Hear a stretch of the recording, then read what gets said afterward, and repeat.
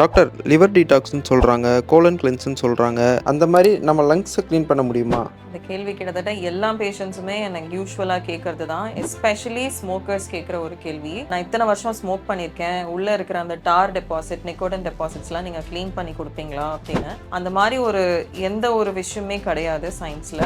எங்ககிட்ட பிராங்கோஸ்கோபி அப்படின்ற ஒரு டிவைஸ் இருக்குது. அதில் லங்ஸ்குள்ளே கேமரா போட்டு பார்த்து உள்ளே இருக்கிற ஃப்ளெம்மையோ இல்லை உள்ளே ஏதாவது கட்டி ஏதாவது இருந்தாலோ அந்த பிராங்கோஸ்கோபி மூலிமா எங்களால் டயக்னாஸ்டிக் பேசிஸில் பயோப்சிஸ் எடுக்க முடியும், வாஷஸ் எடுக்க முடியும், இதெல்லாம் தான் பண்ண முடியும். அப்போ கூட எங்களால் டெபாசிட் ஆன அந்த நிக்கோட்டின் ஸ்டெயின்ஸையோ இல்லை டார் மெட்டீரியல்ஸையோ க்ளீன் எல்லாம் பண்ணி தர முடியாது.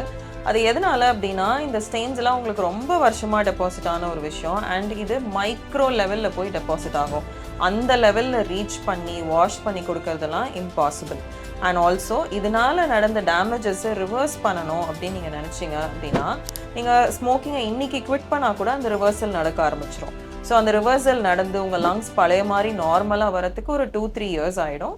அதுக்குள்ளே உங்கள் லங்கோட லேயர்ஸ் இதெல்லாமே மாற ஆரம்பிக்கும். அது மட்டும் இல்லாமல் நீங்களும் சப்போர்ட்டிவ் மெத்தடாக ஒரு ப்ராப்பராக ஒரு ஏரோபிக் ஆக்டிவிட்டி இல்லை walking and breathing exercise, pranayama, yogas இதெல்லாம் பண்ணும்போது உங்கள் லங் தானாகவே இம்ப்ரூவ் ஆக ஆரம்பிக்கும். ஸோ இப்போ நீங்கள் ஒரு ஸ்மோக்கராக இருக்கீங்கன்னா இந்த மாதிரி எக்ஸசைஸ், டயட் எடுக்கும்போது மட்டும்தான் இந்த ரிவர்சல் நடக்கும். அண்ட் ரிவர்சல் நடக்கிறதுக்கு ஒரு ஃபியூ இயர்ஸும் ஆகும்.